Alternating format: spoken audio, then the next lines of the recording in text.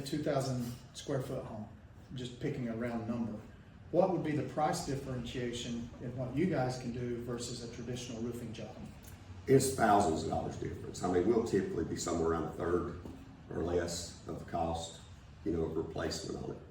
And again, a lot of times we can get 10 to 15 years out of the roof that's already on it, where your shingle you buy now is going to last 12 to 15 years brand new. Right. So you're better off keeping that heavier shingle that's already on there and making it do what it's supposed to do than to replace it. With some crap that they're selling today.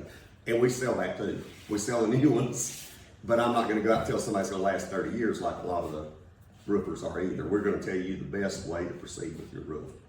So if someone's walking out into the yard, they glance up at the roof, what would be some signs that they may need to get in touch with you guys to come out and give them an inspection? If you want to take that one. Well, I'd say if they're 6 to 10 years old, that's just kind of ballpark. It's not necessarily something you see, but that's when we could go out and do an assessment. We offer free assessments. Okay. So we can at least go out and tell them what's going on, because most people, after they get the roof on, they don't do anything until somebody says, hey, you need to replace it. And that's always a pretty hefty ticket. Right. But some things they can notice, if you're missing shingles, that would be an obvious one.